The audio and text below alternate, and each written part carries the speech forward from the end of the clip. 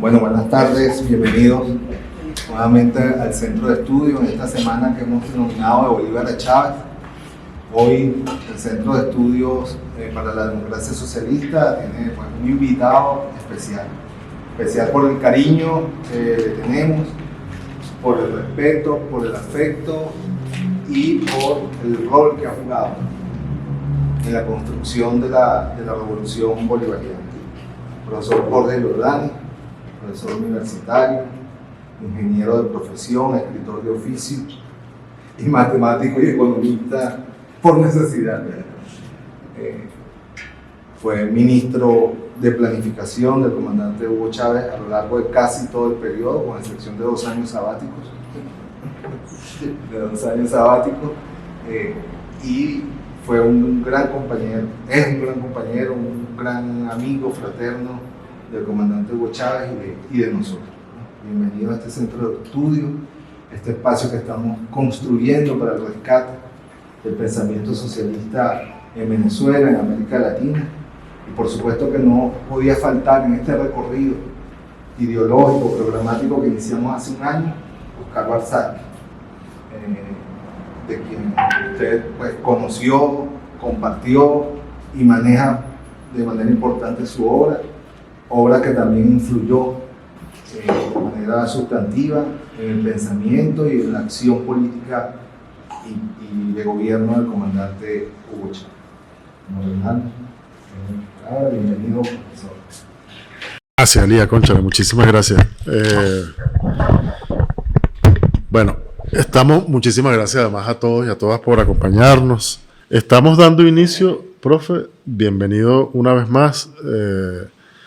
Reitero las palabras de Elías, para nosotros es una inmensa alegría tenerlo aquí. Estamos particularmente entusiasmados con la posibilidad de escucharlo. Esta es ya nuestra 15ª sesión del Seminario Permanente Tradición del Pensamiento Socialista en Venezuela. Es la primera vez que vamos a trabajar un autor no venezolano, pero bueno, como Elías ya lo explicaba y como es sabido, Barzazki tiene una influencia sumamente importante, digamos, en el contexto de esta tradición. Es una persona o un autor que a través del profe Jordani, como el mismo comandante Chávez se encargó de decirlo expresamente en varias oportunidades, conoce, ¿no? Un autor que tuvo mucha influencia, como también lo decía Elías ya, en la concepción que tenía el comandante sobre diversas cosas. Por supuesto, el profesor nos va a hablar mucho mejor de eso.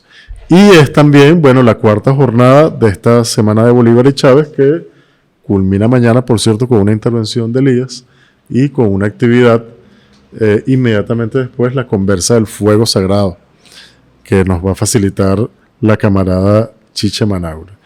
El profe, no necesita presentación, para los que estamos aquí presentes mucho menos, pero esto es algo que se graba, profe, ¿no? Nosotros estamos apostándole, y en efecto es así. Este es un video, esta es una conferencia, una intervención la suya de la que queda registro, y por supuesto esto trasciende nuestras fronteras. Y yo pensé, esta semana, comenzando la semana, yo decía cómo el profesor Jordani no necesita presentación, pero sí es importante decir algunas cosas. El profe, para quien no lo sepa, el profesor Jordani es profesor titular jubilado del Centro de Estudios del Desarrollo, CENDES, de la Universidad Central de Venezuela. Tiene un máster en Planificación del Desarrollo por el mismo CENDES de la UCB. Ha sido profesor visitante en la London School of Economics. Es doctor en Filosofía por la Universidad de Sussex y es egresado como ingeniero electrónico por la Universidad de Bolonia en Italia, y además autor deben ser ya más de 20 libros, algunos de los cuales no han sido publicados, algunos libros inéditos. Uno de ellos es este que está por acá. El comandante Chávez también, lo citó y reflexionó a partir de él en varias oportunidades. Y profe, bienvenido. nuevamente. De inmediato entonces lo dejo en el uso de la palabra.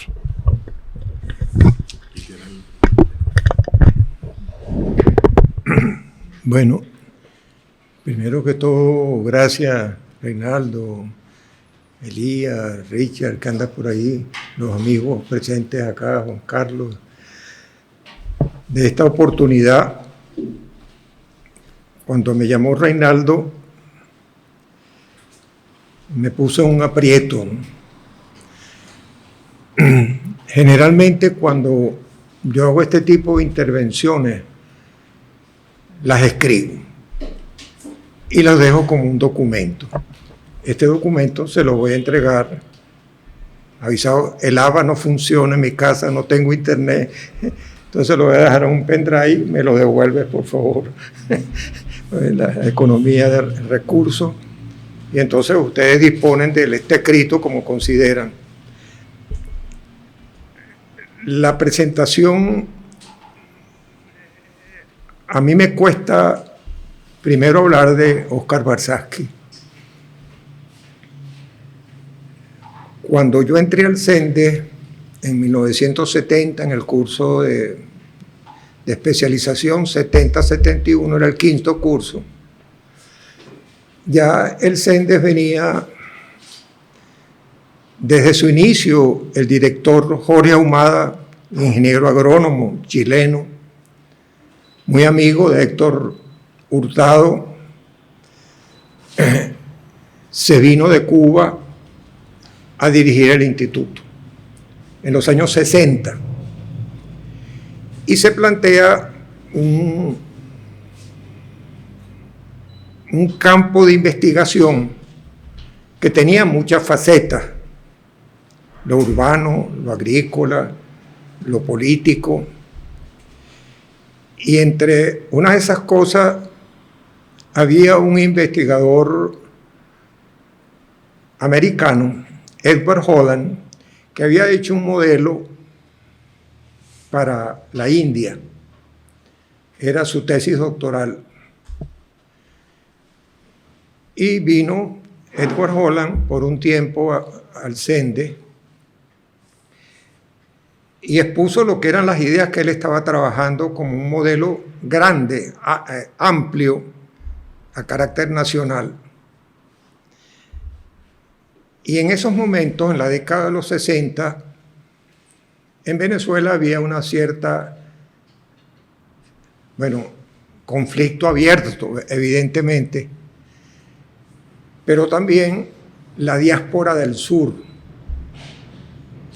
Argentina, Chile, Uruguay con sus diferencias y Brasil también, y pasaban por el CENDE muchos profesionales, algunos a dar conferencias y otros por un tiempo más o menos breve.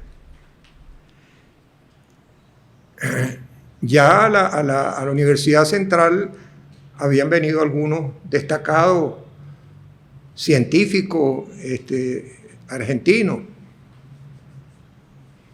y con uno de ellos, Ben Porá, se crea junto con la Facultad de Ingeniería la parte de computación, que luego termina siendo una escuela de la Facultad de Ciencias, ¿no? Como escuela. Y Manuel Ben Porá era, por supuesto, amigo ya de las experiencias que se estaban teniendo en Argentina en esos momentos. Recuerden lo que ocurrió después de la guerra, los gobiernos argentinos, algunos pronazistas, después viene la experiencia de Perón. Y Óscar Barsasky, nace en Buenos Aires en 1920. Él obtuvo una licenciatura en química, pero después se dedicó también a la parte matemática. Y con Ben Porá, y más tarde, algunas notas acá de sus amigos, las voy a referir en el texto, viene a Venezuela. Cuando conoce el trabajo de Edward Holland, esto a veces poco lo dice la gente.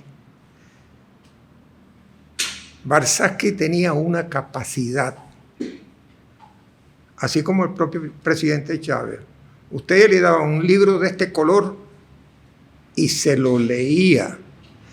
Pero no solamente se lo leía, lo comprendía y después lo ponía en práctica.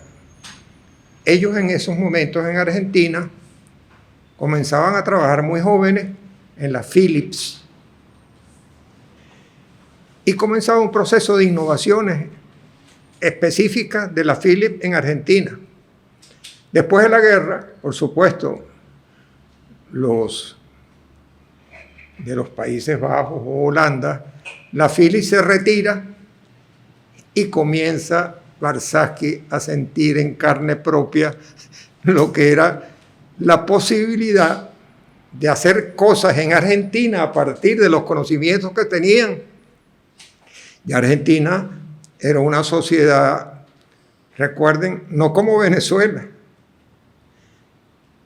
El artesanado, los artesanos habían crecido en pequeñas empresas y contactos con el exterior. Además, Argentina durante la guerra era un granero. Ahora lo que estamos viendo en Ucrania o en Rusia, ¿no? Y todas las pampas y todo lo que era la geografía argentina, ¿no? Yo creo que esa es una opinión muy personal. Estas cosas comenzaron a marcar en Óscar Warshawski algo de lo que era su formación, y después fue profesor, matemática, o sea, en liceo, o sea, ligado a la enseñanza de las cosas, pero también a empezar a criticar las bases y los fundamentos en los cuales esas disciplinas tenían una posible aplicación.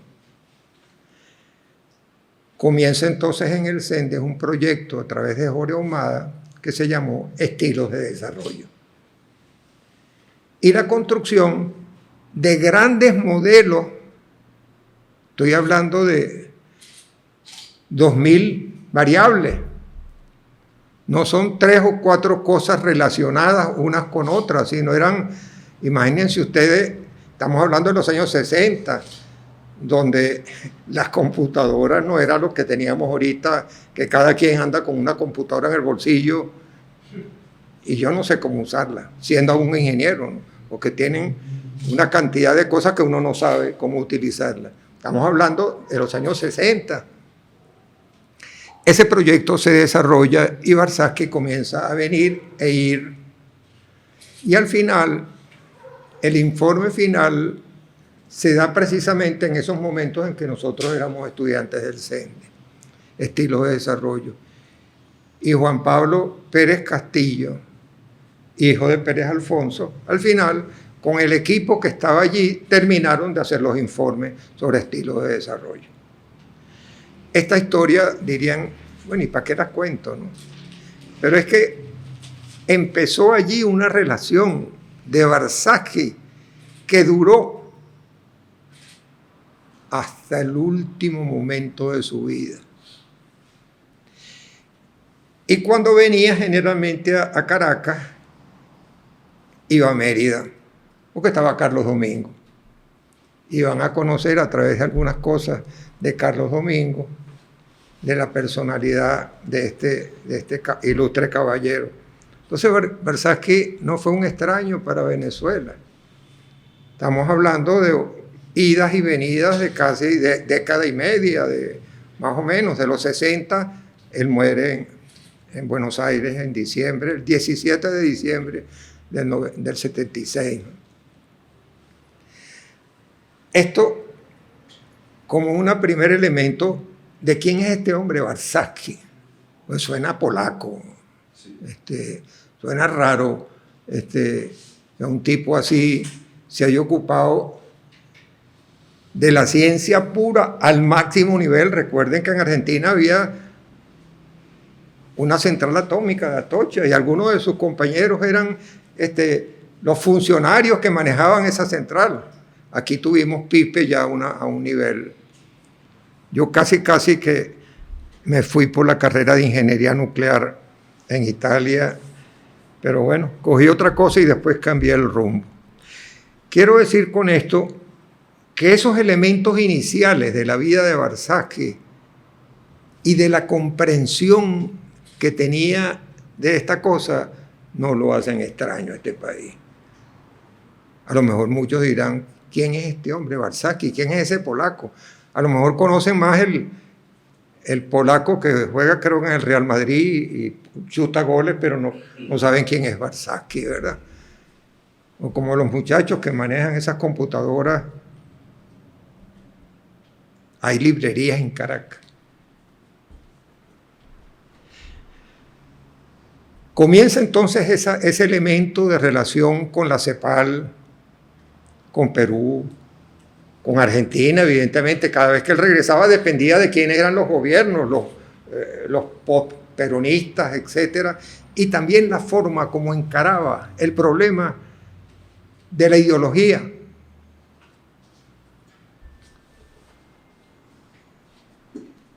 Cuando se metía en un problema iba a fondo a estudiarlo para comprenderlo, pero no solamente para comprenderlo, así como que decía Marx, los filósofos se han encargado de estudiar el mundo, cuidado, sino de transformar la realidad, ¿no?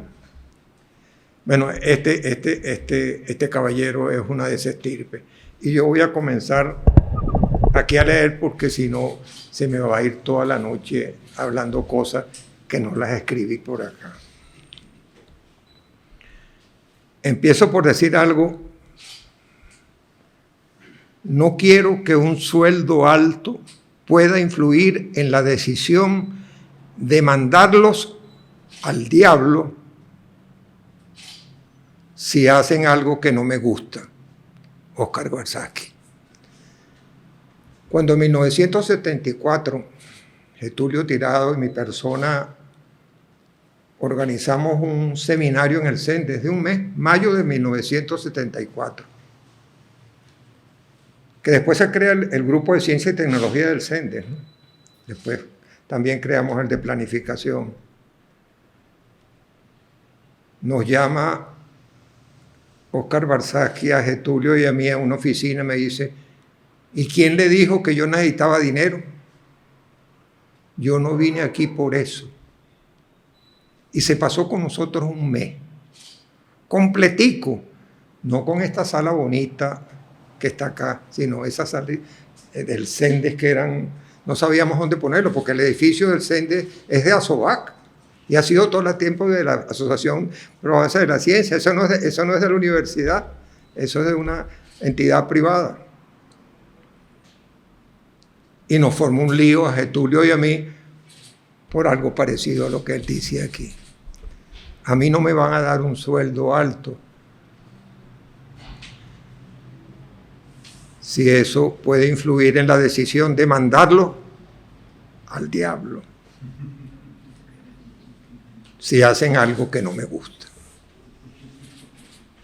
Creo que ya en este epígrafe empezamos a notar un poco la personalidad de este caballero. Óscar Barsaschi, personaje telúrico. A medio siglo de su temprana desaparición física, Óscar Barsaschi, con su legado, nos sigue convocando a continuar su obra y plena dedicación al destino de la mayoría de los pueblos sometidos a condiciones de subsistencia, opresión y alienación. Algún parecido con la realidad venezolana actual es pura coincidencia. Problemas esenciales por los cuales dio su tiempo, su pensamiento, su acción, al tratar de acompañar a quienes con su participación eran capaces de crear otras alternativas de vida a su intolerable cotidianidad. Cuando yo empezaba a escribir estas cosas, no hacía sino pensar en Venezuela. La originalidad de su pensamiento se expresó, como lo afirman entrañables amigos con quienes compartió sus vivencias, por la lucidez de su diagnóstico y en los principios e instrumentos metodológicos desarrollados, y la de su fuerza en el compromiso social que asumió y en la visibilidad de sus propuestas. Para Warshawski, la identificación de los problemas, sobre todo aquellos centrales, eran un requisito para su solución. De allí lo acucioso de su análisis, particularmente al develar, de acuerdo a su urgencia para la humanidad, los niveles decrecientes de subsistencia, hambre, peste, violencia física y el miedo a ellas, inseguridad, opresión, desigualdad social y conciencia de la misma, y alienación, falta de participación en el conocimiento, su creación y su uso. Warshawski está hablando de la Venezuela actual.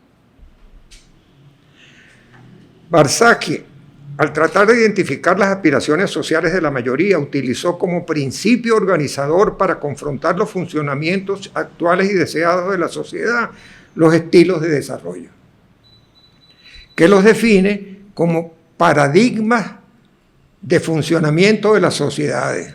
Piensen en Kuhn, por ejemplo. A su juicio, al conjunto de características que definan el modo de vivir, trabajar y evolucionar de una sociedad, se llamará eso un estilo social. Es que Warshawski está hablando hoy aquí. Vino después de 50 años. Otro rasgo identificado se refiere a la actitud constructiva de Warshawski, expresada concretamente en cómo es la sociedad que queremos y cómo se pasa de la actual a la deseada en términos claros y útiles para la acción, lo cual da facilidad a la percepción y visibilidad de las soluciones que presenta en esa dirección. Bueno, me voy a saltar las comillas y las voy a decir. Mediante la elaboración y aplicación del método de experimentación numérica, no voy a entrar en detalles de eso, de la matemática, se dispuso de la herramienta apta para evaluar la viabilidad y las consecuencias de la transición hacia nuevas formas políticas, económicas y sociales.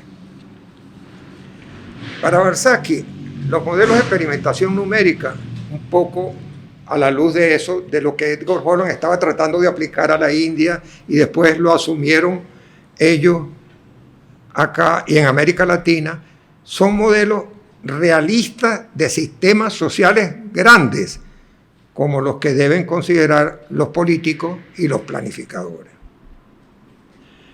Para Warshawski, todo modelo tiene 4 aspectos a destacar. 1, la consistencia interna entre sus diversas afirmaciones y recomendaciones.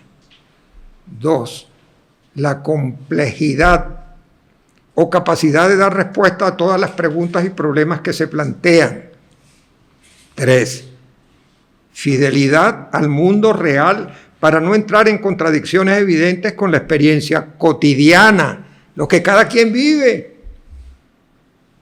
¿Cómo vive la población venezolana, 80-90% que depende de un salario? Política de exterminio social. Y 4, arraigo en un grupo humano, sus partidarios, feligreses o creyentes. Un rasgo significativo de la personalidad de Warshawski es señalado de la siguiente manera: hombre esencialmente antidogmático. Advertía siempre sobre el estancamiento que traía aparejado el hecho de convertir en verdades indiscutibles aseveraciones que deberían constituir elementos de trabajo del quehacer científico. En este último sentido, la visibilidad resulta muy útil para enfrentar la verdad en la que cree un círculo cerrado y sobre la cual no se admite discusión. Acerca de otros rasgos inherentes a la personalidad de Warshawski, el discurso realizado por el profesor Carlos Domingo, quien fuera primero su alumno y luego amigo entrañable y colaborador en los temas que alcanzaron a elaborar de manera conjunta, referimos a dicha semblanza realizada en el Centro de Estudios del Desarrollo CENDES en un homenaje póstumo que se le rindió a Barsky casi inmediato después de su fallecimiento, realizado el 7 de febrero de 1977. Él falleció en diciembre del 76. En el inicio de su intervención, el profesor Carlos Domingo, en el CENDE, afirmó lo siguiente: para mí, Óscar Barsky fue sumamente importante. La colaboración y los trabajos que tuvimos juntos fueron una serie de éxtasis, de acuerdos y de peleas. Había muchos desacuerdos y para mí él fue siempre una personalidad sumamente extraña, así como contradictoria y muy particular. Cada uno tiene su propio genio, ¿verdad? Muchas veces traté de pensar, dice el profesor Carlos Domingo, así como un muchacho peleón, como debió haber sido en su juventud en un barrio duro de Buenos Aires, el barrio Liniers, donde había que abrirse paso a los golpes. Evolucionó en un científico sin perder nunca esa característica, que las tuvo siempre. Evolucionó en un científico social y, por último, en una especie de visionario que tenía que transmitir un gran mensaje: lo constructivo y lo viable. Barsky, cuando se plantea definir un futuro, es bajo dos condiciones, tales que nos guste y que sea viable, posible de realizar. Como juicio de valor se está poniendo sobre la mesa de manera clara y precisa de construir el futuro, que construir el futuro pasa por incluirnos de manera activa al poner nuestra voluntad y nuestra fuerza a su realización.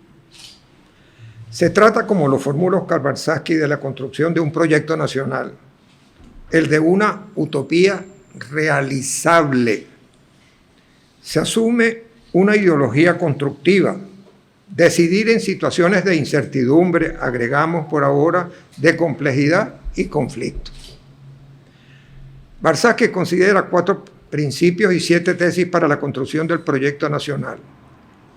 El primer principio es el de la ideología explícita, como conjunto de diversos objetivos simultáneos no intercambiables, promovido por algún partido, grupo o movimiento político. El segundo principio es el del nivel constructivo, con criterios que sean suficientes para tomar decisiones. El tercer principio es el de la realimentación, por cuanto un objetivo para ser cumplido requiere esfuerzo para alcanzarlo, y por el otro produce efectos, dado que muchas de las veces no existen leyes socioeconómicas verificables y universalmente aceptadas. El cuarto principio es el de la racionalidad. Al tratar de tomar decisiones con una información que sea ordenada, en Venezuela ya no se hace ni siquiera el censo. El censo se debe hacer cada 10 años, pues cuesta mucho. ¿Cuánto ha pasado del último censo? Y todavía siguen hablando tonterías. Información que sea ordenada, sistematizada. Han prostituido todos los institutos de información integrada para poder comparar hipótesis de esas variables y las leyes. Barsky formula 7 tesis de trabajo.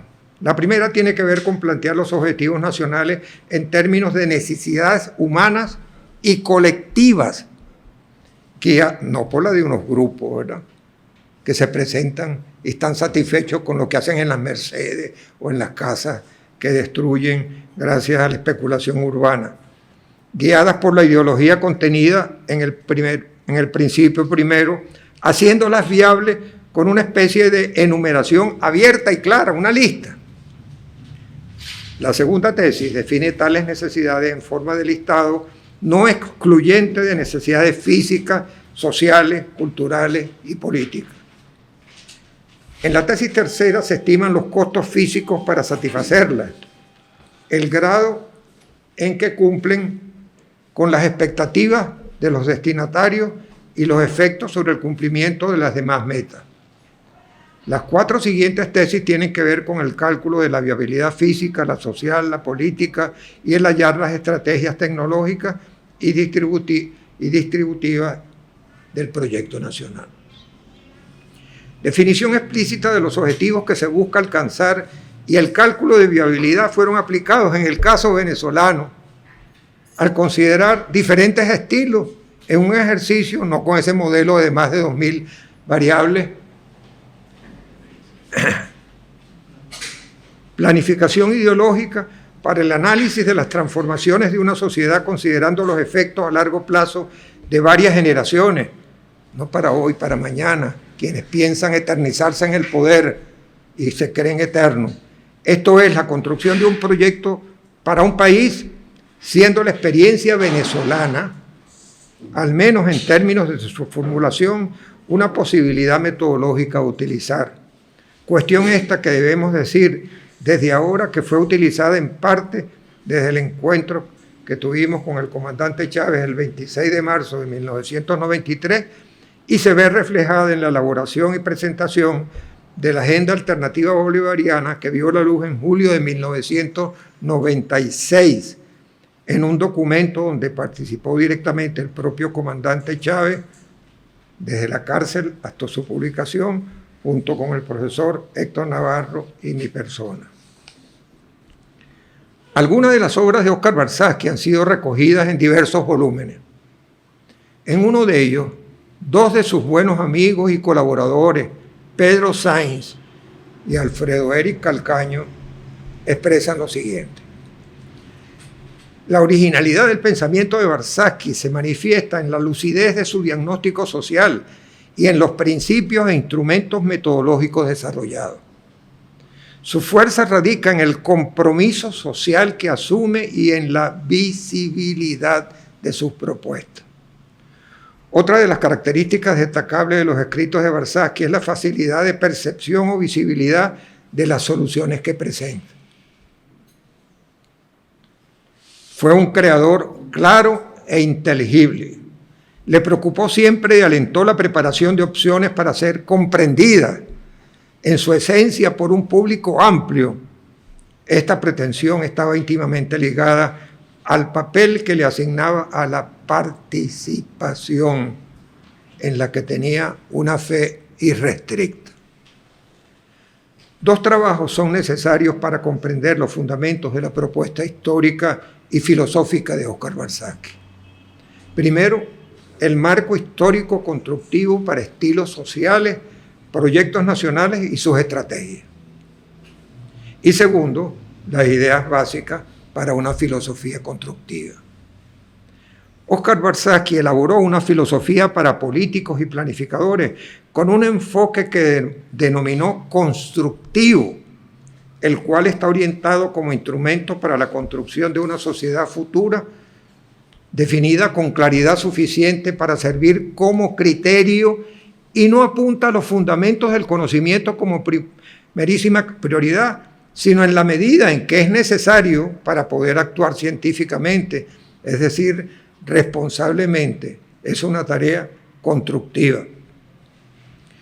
Conocimiento ligado a los objetivos propuestos para producir cambios profundos en la sociedad actual de acuerdo a la ideología que se adopta, muy lejos del argumento de Popper, el señor Karl Popper, cuando elabora Un hombre de paja, el historicismo, como la creencia que pueden descubrirse leyes de la historia tan perfectas que con ellas es posible predecir el futuro, contraponiendo la planificación o ingeniería utópica a su ingeniería social por partes, tal de limitarse a reformas institucionales de coyuntura cuando existen, concluyendo que es imposible de cumplir al no existir métodos científicos para planificar a largo plazo, entendiendo que el planificar significa el predeterminar todos los aspectos y las actividades sociales, contraponiéndose hacia el intento de planificar lo que es posible y conveniente para cada época en particular. Barzazki dice que en cambio debe trabajarse en una dirección para ver en qué medida es posible, con intensidad y recursos proporcionales, obtener los beneficios esperados con relación a otras alternativas estudiadas. Plantea Barsky que los procesos complejos de decisión, tales como los relativos al largo plazo, a los muchos actos simultáneos en cada momento, aquellos encadenados en árboles, son la base de la política nacional y deben traducir en acciones inmediatas y coyunturales los grandes objetivos generales, interpretando la inducción como la existencia de regularidades aprovechables, entendiendo la causalidad como confianza en que podemos controlar en parte los acontecimientos futuros. Insiste Barsky en considerar la sistematización del método de aproximaciones sucesivas, con el criterio general de que un resultado es admisible si permite por lo menos discriminar entre alternativas propuestas. Al menos. Por otro lado, afirma que la duración, el costo en tiempo de cualquier proyecto o proceso de decisión pasa a ser un factor de primer orden y que ningún objetivo tiene sentido si no está asociado a un plazo para cumplirlo. Estos señores que se creen eternos, o nosotros vamos a tener que calárnosla hasta la eternidad. No se han leído al Dante todavía. El construir un proyecto es algo que debe hacerse en un plazo limitado y que las decisiones deben tomarse a tiempo. Carlos Domingo expresa de una manera clara el propósito de la obra de Barsky, al vincular su trabajo a la importancia de la utopía. Si no hay un plan más o menos definido de la sociedad que se quiere, de la sociedad que quiere un grupo de personas, que era la idea central del todo, si el grupo de personas que está haciendo la sociedad no hay una idea definida de la sociedad que quiere y esa idea no se pone explícita, entonces no hay responsabilidad revolucionaria ni hay participación posible, porque si la meta lo saben unos pocos, los planes actuales, no es posible que haya participación en un sentido real. Había que ser más detallado, más responsable, había que saber si esa sociedad que se proyectaba era viable, si esa sociedad que es en lo que estaban de acuerdo, que se pudiera discutir con un modelo y pudiera un grupo primero y luego cada vez más llegar hasta la nación. Si la utopía no se declara, si la sociedad ideal no se declara, no se participa, no es explícita,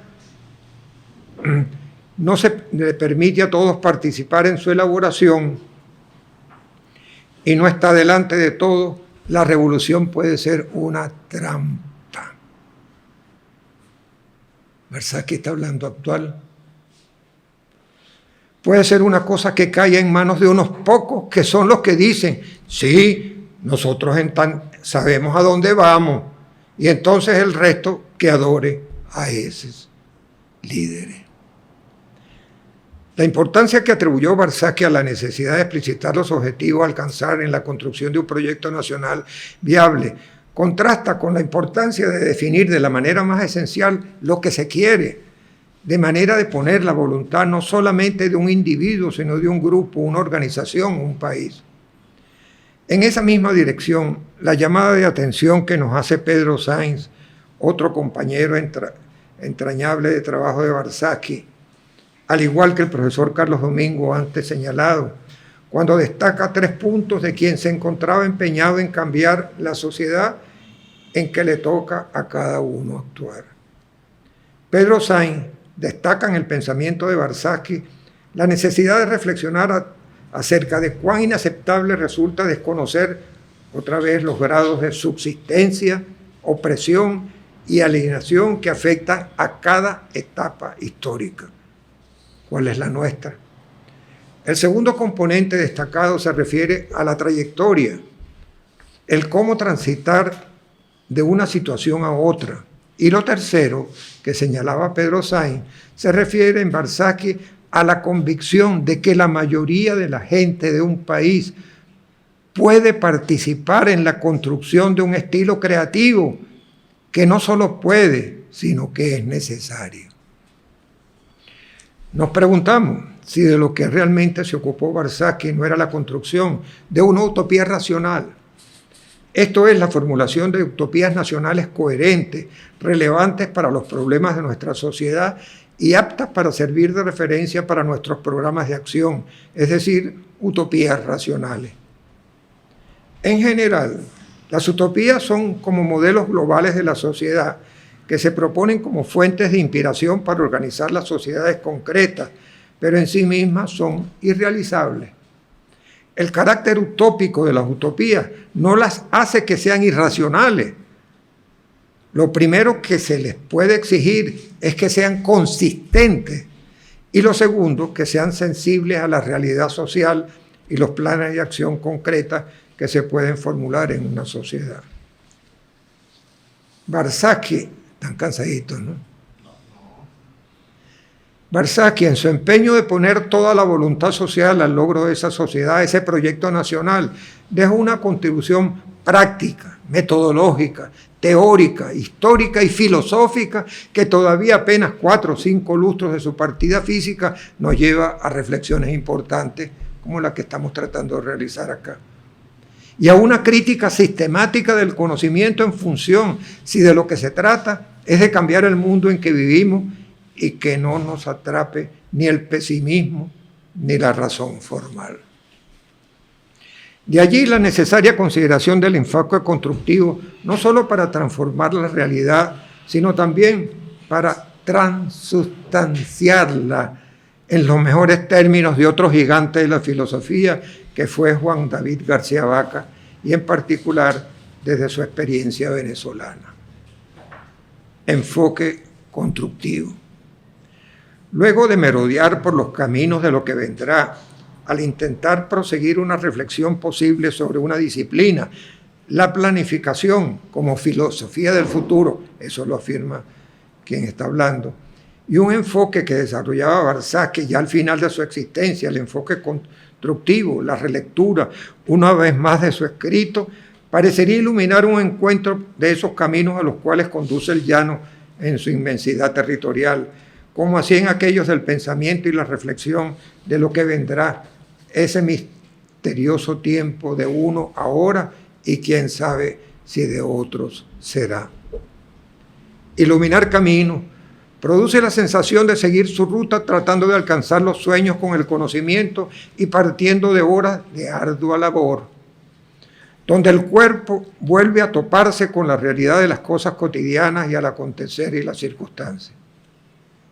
Palabra por palabra, al tratar de digerirlas, al rumiarlas una y otra vez, buscando su esencia como punto de partida para nuevas aventuras de ese pensar que duele y que más lo hace al ponerse ante las teclas de la hoja en blanco, como se atrevió a pedírmelo Reinaldo, sumergido en la curiosidad como quien abre un regalo inesperado encontrado al inicio de otra jornada cualquiera de esa cotidianidad permanente que es la vida que pasa sin cesar, sin detenerse apenas.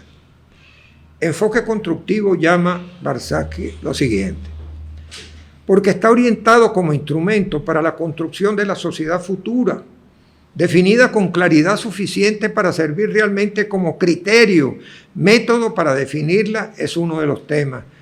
No apunta, pues, repetimos, a los fundamentos del conocimiento como primera prioridad, sino en la medida que ese conocimiento es necesario aclararlos para poder actuar científicamente, es decir, responsablemente en esa tarea constructiva.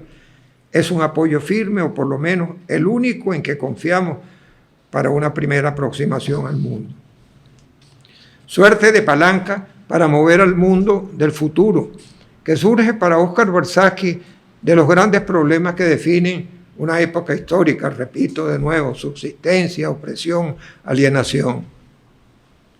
Y sobre todo, de observar que la inadecuación de importantes doctrinas de la realidad y sus propios objetivos declarados no es suficiente para refutarlas, aún para intelectuales de alto nivel de conocimientos que utilizan el método científico en su tarea profesional.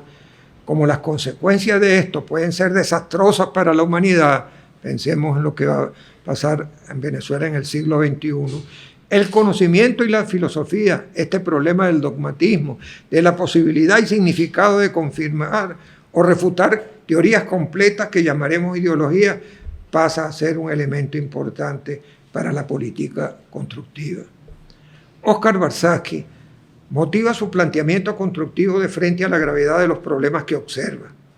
Hace hoy ya medio siglo y a pocos meses de finalizar su existencia en un lugar lejos de Buenos Aires, eso era en 1976, estaba en Venezuela, acompañó un último viaje a Venezuela en agosto de 1976, en un escrito, como a veces le ha ocurrido a seres humanos extraordinarios, como apuntes de una reflexión que apenas daba sus primeros frutos, si los de una filosofía constructiva, colofón de su obra realizada, escrita, que hoy encontramos como fuente de otros caminos recorridos y de horizontes por alcanzar lo que uno denomina la planificación, la filosofía del futuro.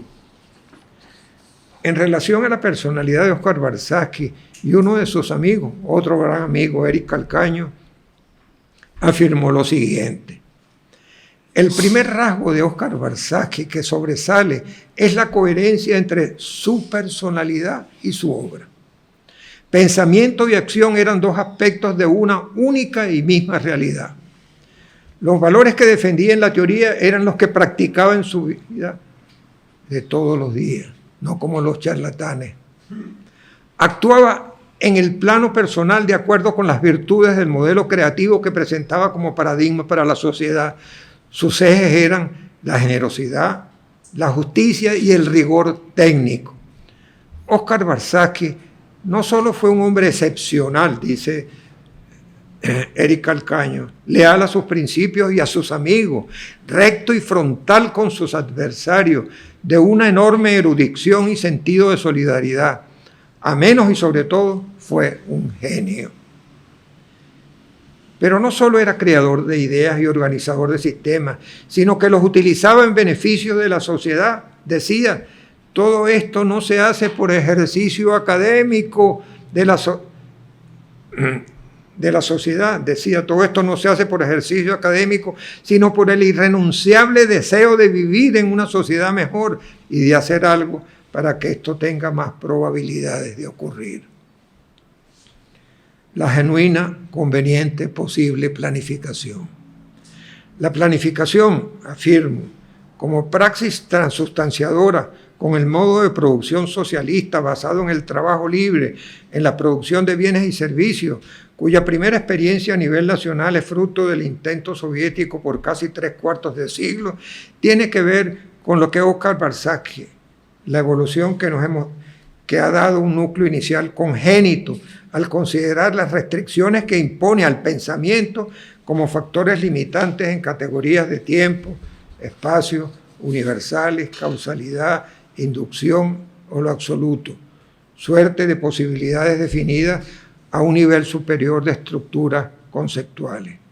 Barsaski agrega lo siguiente: la explicación, él llamaba el enfoque número 3, enfoque genético evolutivo, de causalidad, consiste en decir que todos estamos obligados a pensar de una manera vagamente representada por esa palabra.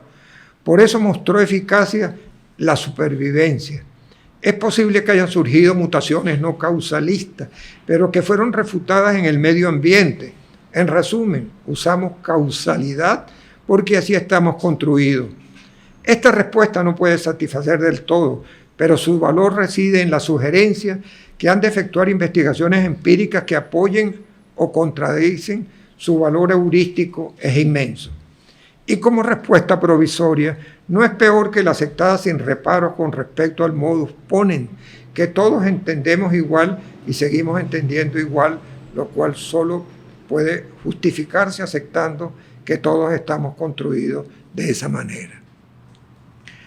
Barsaski observa la importancia que tiene el concepto de la dialéctica en el enfoque genético evolutivo, como él lo denomina, como un proceso de interrelaciones dinámicas entre las muchas variables de un sistema real, en especial como lo realiza Marx para fundamentar su interpretación de la historia contemporánea como enfrentamiento entre proletarios y burgueses.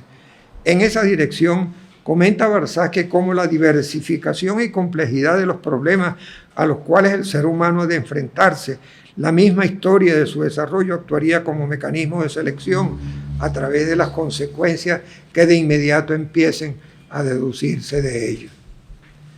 Barsaschi, al considerar las limitaciones de los diferentes enfoques que han surgido a lo largo de la historia de la humanidad, concluye explicitando hasta dónde le es posible el enfoque adoptado por él, que lo llama constructivo, porque está orientado como instrumento para la construcción de una sociedad futura, definida con claridad suficiente para servir como criterio.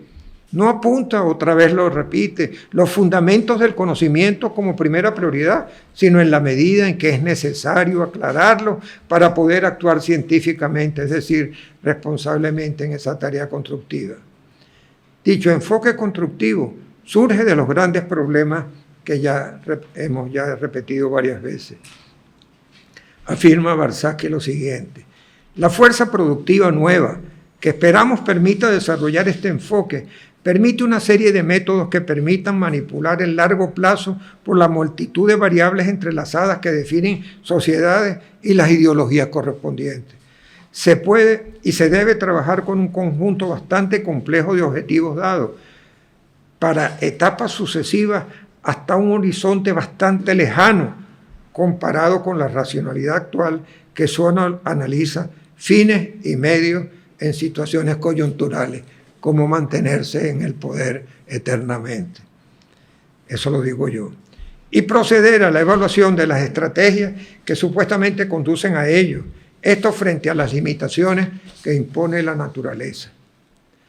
Barsaschi asume la idea de una planificación posible y conveniente para cada época histórica como propuesta del enfoque constructivo. Asimismo afirma, nadie vive sin un modelo del mundo deseado, por vago y contradictorio que sea. En realidad son varios, por lo menos uno declarado, la sociedad sin clases de tantos intelectuales y otro subconsciente, casi siempre ligeramente reformista. Reafirma Barsaschi su posición al decir, trabájese en esa dirección para ver en qué medida es posible, con intensidad y recursos proporcionales a los beneficios esperados del estudio con relación a otros estudios alternativos. A lo largo de esta acuciosa fundamentación de la filosofía constructiva, Barsaschi asoma un comentario que nos merece atención especial por el camino que andamos recorriendo. Se trata de lo siguiente: el punto de vista de la planificación. Construir requiere racionalidad, planificar. A la inversa, su enfoque debería servir de ayuda a esa ciencia hoy tan deformada y sobre todo los planificadores, por lo menos, dice él, a mí me sirvió para desarrollar los conceptos de estilo y proyecto nacional y su carencia es notoria en los trabajos del Club de Roma, cuando hablaba él que acaban de anunciar en 1976 que ahora por fin se dedicarán a establecer objetivos. Ya voy cerrando. Fuente de inspiración para este filósofo de la utopía concreta. En un escrito realizado en Venezuela cercano al final de su propia existencia, dejando constancia de una labor que lo llevó a innovar en su búsqueda de un mundo diferente, desafiando paradigmas, verdades absolutas, caminos, alternativas, a eso a lo cual nos enfrentamos todos, lo incierto, conflictivo, complejo del tiempo futuro que nos es tan cercano, y diferenciarnos en cuanto al significado.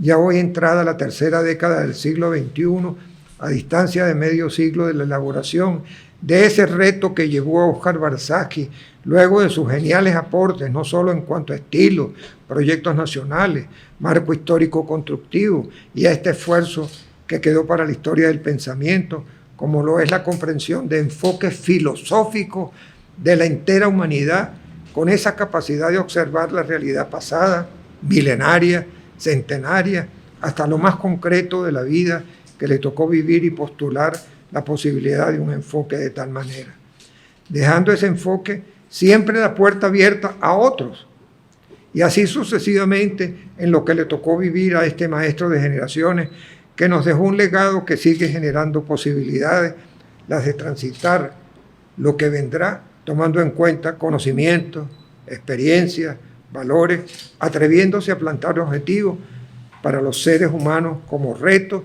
de tratar de acercarse al horizonte, ese que se nos aleja cada vez más que nos acercamos a él, en una tarea inmediata, permanente, de una actividad que llamamos planificación genuina, conveniente, posible, dejando la huella, el legado de Óscar Barzazki, de ser un filósofo de la utopía concreta con su enfoque constructivo. Óscar Barzazki, maestro de maestros, honor a su memoria. Gracias.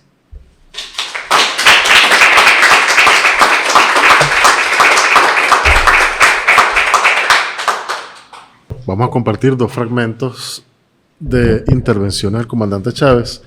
Una es del 17 de agosto de 2008. Seguramente le traerá recuerdos a muchos de los presentes. Y la otra del 8 de noviembre de 2012, una de sus últimas intervenciones.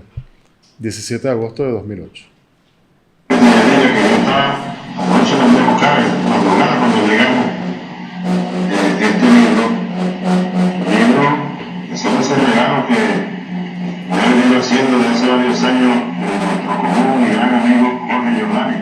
Jorge a lo mejor nos está viendo, Jorge también, pensador y ideólogo, podemos decirlo, Escucha bien, ¿verdad? Proyecto Nacional Simón Bolívar, y uno de los más firmes luchadores por la construcción del socialismo venezolano.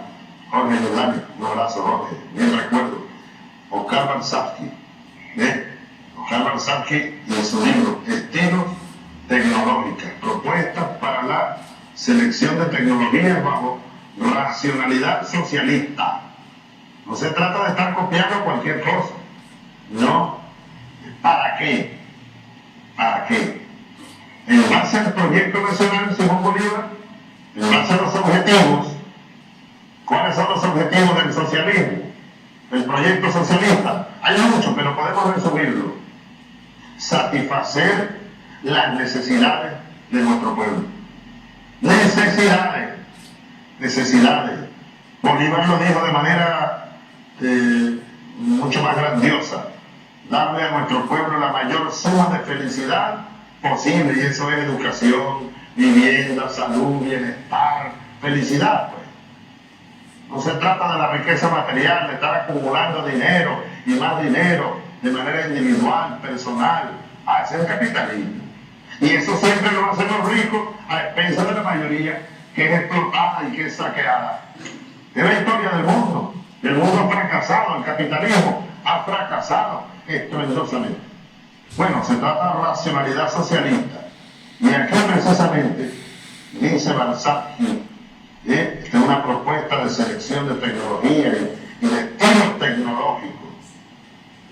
Uno puede escoger distintas variantes de tecnología, construirlas, irlas transfiriendo, irse apropiando de ellas, irlas modificando para acoplarlas a nuestra realidad, como aquí lo estamos haciendo.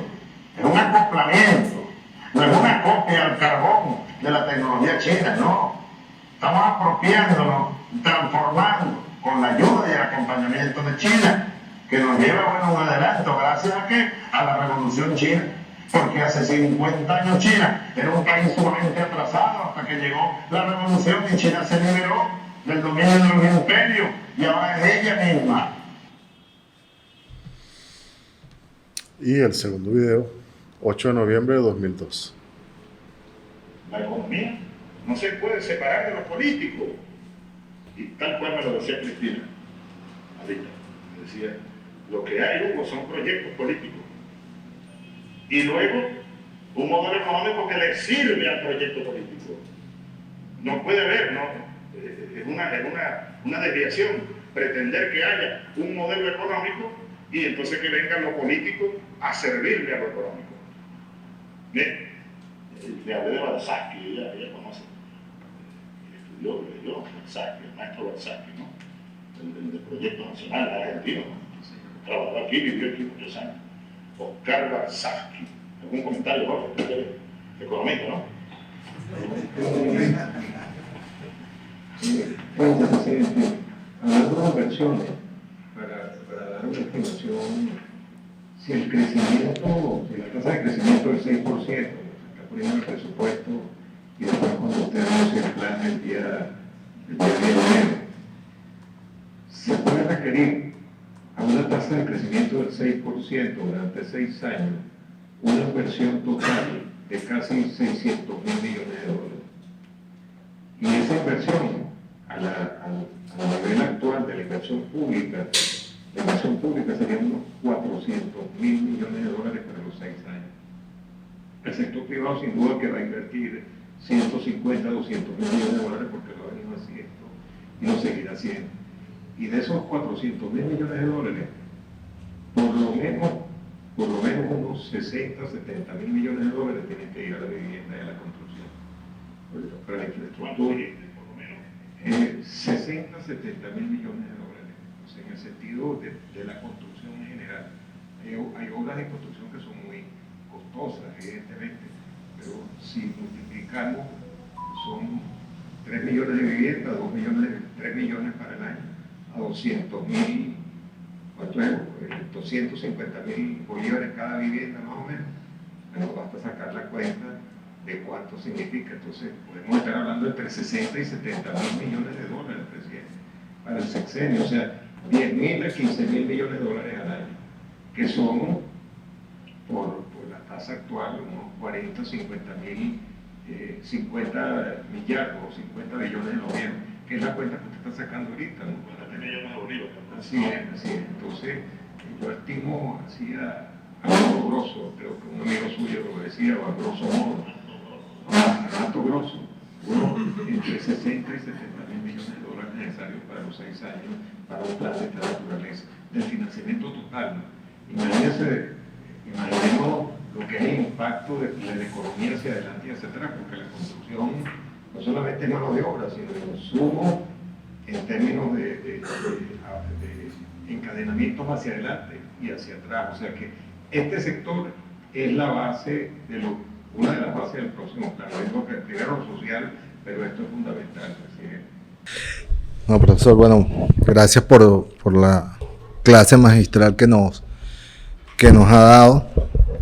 Solo quería hacer o pedirle que profundizara en cuando usted señala que usaron el método constructivo de Versace para llevar a la agenda, para llegar a la agenda alternativa bolivariana, ¿no? Resaltar 2 cosas que siempre me impresionaron. Bueno, eso como resultado de un proceso, lo veníamos conversando ahorita, que Maygualida Barrera ayer lo expuso, de los mapas estratégicos, ¿no?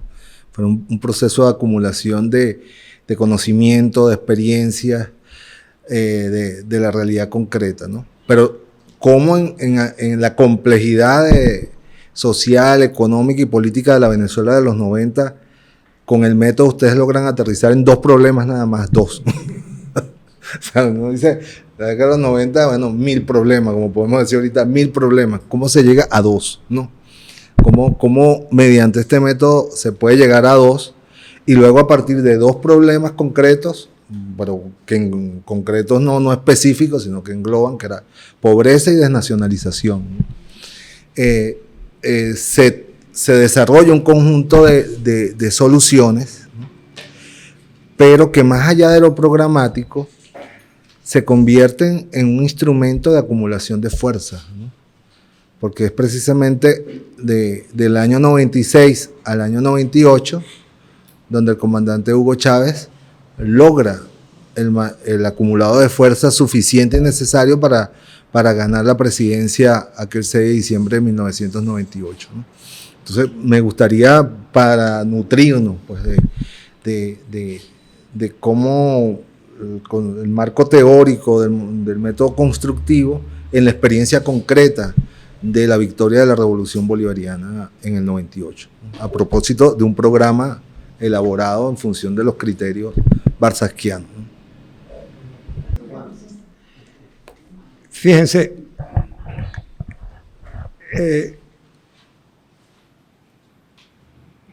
voy a decir algo personal, pero bueno, traté de no poner esas cosas aquí en el escrito. En la Universidad Central, después de el Caracazo, empezamos a reunirnos una serie de profesores. Francisco López Mieres, recuerden que él se invirtió los apellidos. No era Francisco Mieres, sino Francisco López Mieres. Adina Bastida, el profesor Maza Zavala, estaba Elías El Yuri, decano, autoridades, el padre Gazo. Ese también está acumulando juventud. Lo mandaron un poquito por allá, por el Táchira, pero él sigue activo, ¿no? Era el párroco. Estaba el amigo Montilla, JJ, el sabio, para nosotros.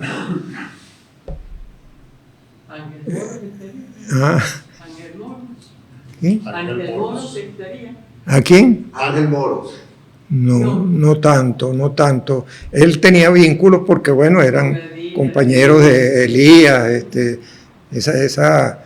no voy a decir, ese grupo de la facultad, pues, de fases, ¿no? Entonces, bueno, tenían vínculos, sabían lo que estábamos haciendo, ¿no? Y a veces intervenían ocasionalmente, pero los más fervorosos asistentes éramos relativamente pocos, ¿no? 6, 7, 8 personas, ¿no? Hicimos un documento, la universidad al país. Lástima que no traje una copia, pero eso se puede conseguir por ahí. Y viene el año 92.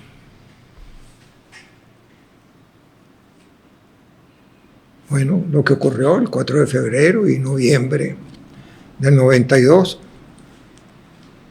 Y seguimos nosotros elaborando esas cosas. Y hay algunos compañeros que tenían un vínculo más estrecho con esas cuestiones. Yo no conocía a ningún militar, lo debo decir. Tampoco, bueno, por parte personal sabía de la existencia. Y entonces Adina Bastidas y Francisco López Mieres fueron invitados a Yare. Estoy hablando de marzo-abril del 93. O sea, ya era un año después que ellos fueron trasladados a Yare. En Yare había unos 14 oficiales y creo que un suboficial. No voy a decir los nombres, pero en ese momento, bueno, con Francisco y Adina vamos a la 1 de la tarde a Yare y ellos llegan y pasan. Entonces un capitán que estaba allí me pregunta, ¿qué tiene en ese maletín? Creo que ese es el mismo que tengo. No, libro. Pero usted es cantante. No, yo soy sordo de perinola, ¿no? Entonces no me dejaron entrar a la 1 de la tarde en Yare con ese sol. 1:30, 2. Ya eran casi las 3 de la tarde. Pase. Bueno, yo paso. Y había casi unas 60 personas allí. Aquello era como una fiesta. Y decía, bueno, esto parece un bonche, esto no es una cárcel. Ya Adina y Francisco López Mieres habían conversado con ellos y bueno, y conversamos allí y nos sentamos con Chávez. Ya para hacer el cuento corto, eran casi las 5 de la tarde y yo digo, comandante, a mí me costó mucho entrar, pero espero que no me toque mucho salir. Y eran 5 minutos para las 5. Y yo estaba caminando hacia la puerta. Entonces el comandante Chávez dice, profesor, yo creía que era con Francisco, porque ellos ya tenían un vínculo personal. No, es con usted. Yo lo andaba buscando y dice, coño, menos mal que no me consiguió, porque si no estaría preso aquí también. Mire, ya van a ser las 5, comandante. Es que estoy haciendo una tesis. Yo ya terminé las materias en la Simón Bolívar, de Ciencias Políticas, era una maestría, pero estoy buscando un tutor. Yo no soy profesor de la Simón Bolívar. Eso no es el tema que yo trabajo. No, pero bueno. El primer error lo cometí, según Héctor Navarro, porque me delegaron democráticamente ir a Yare. Primer error. Segundo error, le digo, bueno, está bien. Si yo lo puedo ayudar. Segundo error. Y comencé a ir a Yare toda la semana. Hablaba sobre todo con él, nos apartábamos un poco en su habitación y me empezaba a hablar de Bolívar, de Simón Rodríguez, de Zamora. Él era profesor de historia, yo no. Y yo le decía, ¿y dónde está Francisco de Miranda? ¿Y dónde está Sucre? Nada más para apoyarlo. ¿En qué lío me estaba metiendo yo? Pero al final comprendí una de las cosas que en planificación es fundamental, y con otras palabras, Barsaki, nos acusaron de barsackiano en un tiempo, es la direccionalidad de un proceso. ¿Para dónde vamos? La utopía, ese lugar, bueno, ese amanecer que uno ve y va llegando y se aleja, la utopía. Este caballero es un filósofo de la utopía concreta, Barsaki, porque no se ocupaba solamente de la utopía, hay miles de utopías. Ese libro tan hermoso de Fuego bajo el agua de Isaac Pardo, libro de 600 páginas, o todos los que han escrito utopías, no solamente mundiales, sino en América Latina, sobre el socialismo. Entonces ahí empecé a entender que el problema era darle a ese supuesto proyecto del cual él hablaba con tanta pasión, viabilidad. Entonces, ¿cómo se construye? La viabilidad también se construye, hasta la viabilidad política. Y aquí voy un poco a lo que decía Elías. Aparte de los modelos de experimentación numérica, Pedro Sainz, Eric Calcaño y Barbieri, que ya no estaba, construyeron todo un método de aproximación numérica, de análisis de escenarios políticos. No es el estilo CREA, consumista, autoritario, de los estilos de desarrollo, y tenían un pequeño modelito computacional. Ese modelito empezamos a utilizarlo nosotros. El profesor Héctor Navarro, el comandante y algunos ayudantes que él tenía. Y hacíamos unos escenarios políticos. Hipótesis, A, B, C, y cada escenario con qué está soportado, pues. Cuál es el grupo, el poder que tienen, el poder fáctico, el poder institucional. Por cierto, ese modelito, un hijo de Héctor Navarro, que es computista, lo puso y empezamos a correr. Hipótesis también. Entonces no solamente era lo nacional, el proyecto nacional, sino la aplicación de algunas de las cosas que él en parte ya conocía por sus estudios de ciencia política en la universidad, porque ya tenía las materias aprobadas. No sé si entre sus materias ya tenía alguna de esas materias listas. Entonces comenzamos a aplicar lo que siempre fue una idea de Barsaki, lo que es útil para. Aquí pensarán que ellos son eternos en el poder. ¿Para qué? Para mantenerse eternamente en el poder. Creen que este pueblo es penepén de guayaba, como dicen en el llano. Porque los otros juegan. Coño, no hay 11 jugadores de fútbol de este lado y no hay nadie del otro lado. O 9 peloteros de este lado y no hay nada. O 5, dependiendo del deporte, ¿verdad? Los otros también juegan y estudian y analizan. Y hoy con las computaciones que tienen toda la información que le conocen a uno a la vida y milagro. Entonces hay una confrontación allí de opciones. ¿Y cómo se construye eso? Eso también se puede analizar.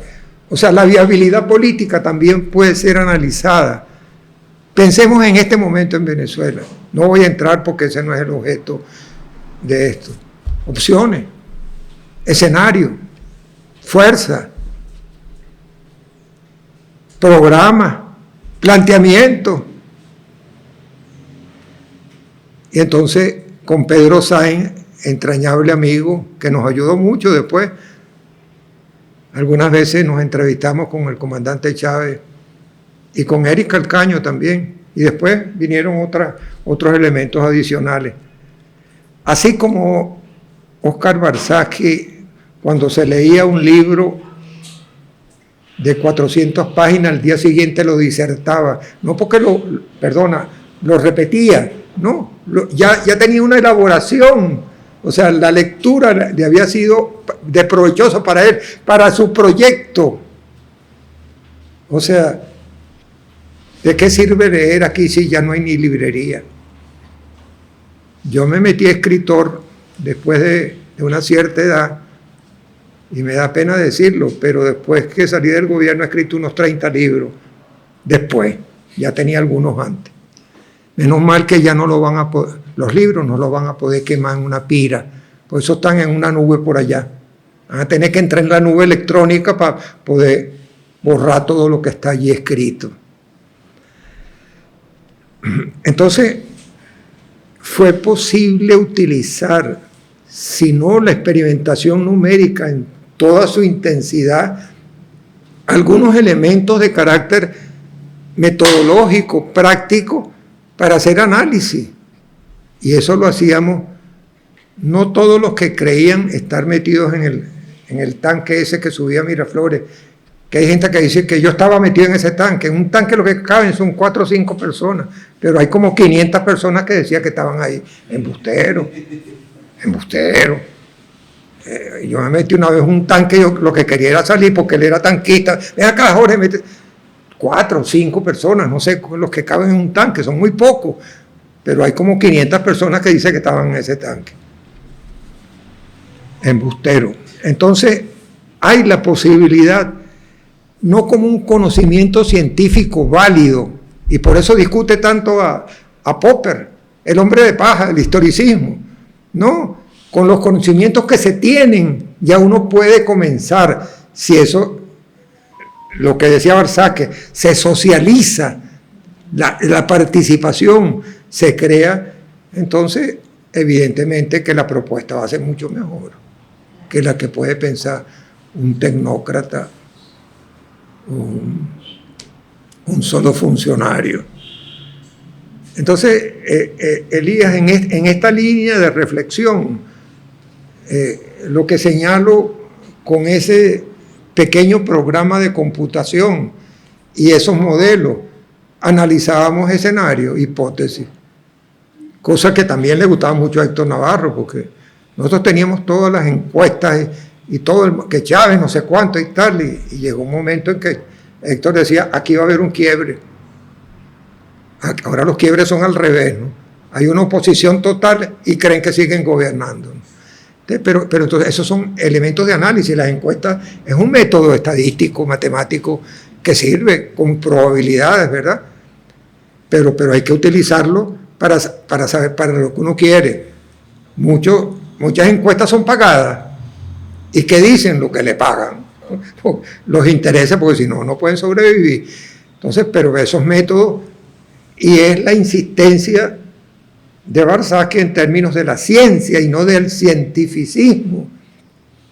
Cuando la renovación universitaria, Barzaki dio una conferencia, por ahí está escrita, en la universidad. Y les dije unas cuantas cosas a los que estaban ahí. Yo creo que Héctor era estudiante, esos revoltosos en esos momentos de la renovación de los años 60, ¿no? Del 68, ¿no? Usted también, ¿verdad? Estaba metido ahí ya. No había nacido. Ah, usted no había nacido. Yo soy responsable de Bueno, entonces les echó una charla, como la que nos echó Fidel Castro, cuando Fidel Castro vino a Venezuela el 23 de enero de 1959, 23 días después de haber llegado a La Habana, y vino a la universidad, y vino y lo fuimos a recibir a Maiquetía. Hay unos que creen que están en el exterior, que 30 millones de venezolanos los vamos a ir a recibir a Maiquetía. Y después de un discurso en la universidad donde dijo, aquí hay 3 países todavía que están bajo regímenes autoritarios: Paraguay con Stroessner, Nicaragua con Somoza y Trujillo. Y como yo nací en Santo Domingo y sé bailar merengue, bueno, entonces eso fue un lío que me metí cuando era muy joven. Entonces, esas posibilidades se pueden crear con análisis, que no es que sean verídicos, no es la verdad, pero son útiles a los efectos de entender la situación y de hacer análisis en cosas que uno todavía no conoce. O sea, bueno, entonces hay que avanzar con el conocimiento que se tiene, no hay que esperar que la torta sea completa. Esa es otra cosa que aquí asimilo a otro autor que se llama el profesor István Mesaro, la teoría del injerto. ¿Verdad? Cuando usted tiene una plantica, ese árbol que vimos que iban a tumbar, ya está renaciendo. Tronco.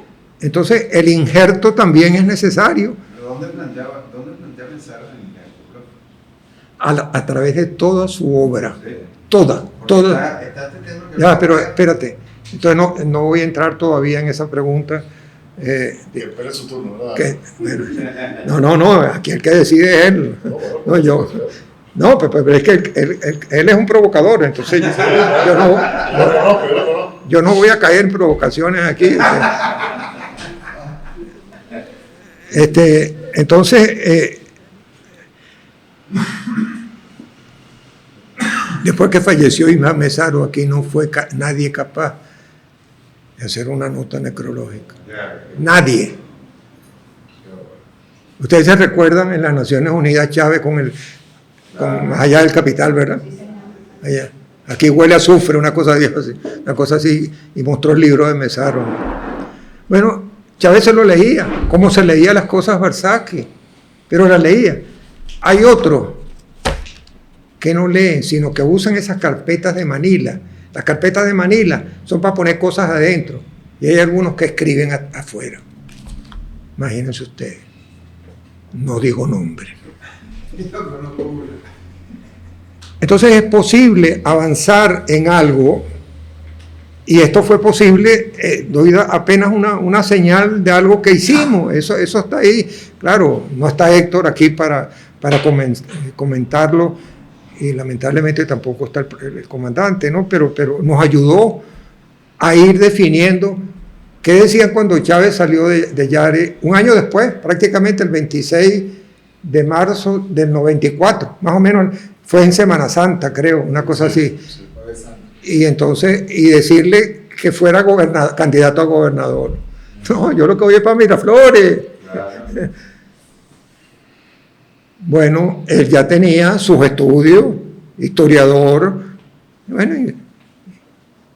y de algo le habrá servido también Balzac, que bueno, yo no conocía eso que tú me estás mostrando allí, ¿no? Es que yo estaba en uno de los años sabáticos, tal vez por eso se estaba refiriendo a mí. Manda saludos, sí. Están llegando los saludos 2 años después. El año 2007. Ese fue el segundo sabático. Después me dijo, se acabaron los sabáticos, me dijo. Bueno, entonces, Elías, creo que es posible elaborar elementos conceptuales y prácticos para el diseño de viabilidad, en este caso vamos a decir de análisis de alternativas, de hipótesis políticas, pues. Imaginémonos ahorita, creo que hay 14 candidatos para la supuesta cosa de octubre y no sé cuántos otros candidatos. A lo mejor lo que necesitamos aquí es una junta patriótica socialista revolucionaria bolivariana, no otro candidato. No le estoy haciendo propaganda, haciendo propaganda a mis libros. Pero como no los pueden quemar, ahí están. Entonces, Barzaki, en ese sentido, fíjate, tan práctico, ¿no? Tan concreto, que es un poco, entiendo la pregunta que tú haces, Elías, ¿no? De una visión general, cómo era capaz de llegar a una cosa concreta, específica, útil. La palabra para él era útil, es útil para lo que uno quiere construir, él no como persona. Y por eso habla siempre de grupos, partidos, etcétera, en ese sentido, como proyecto, como programa, ¿no? No es solamente la direccionalidad, sino también el cálculo. Y ahí, bueno, empezamos esa relación que duró casi 20 años, ¿no? No sé si esto satisface un poco la esencia de lo que creo interpreté de tu pregunta, Elías, ¿no? Entonces, hoy en este momento también se pueden hacer algunas de esas cosas a los que les gusta la matemática, a los que les gustan los modelos, a los que les gusta el análisis, las encuestas. O sea, todas esas cosas pueden ser útiles si uno sabe para qué las usa. Como dice, no hay mejor si el viento está a favor de alguien que no sabe por dónde va, por ejemplo.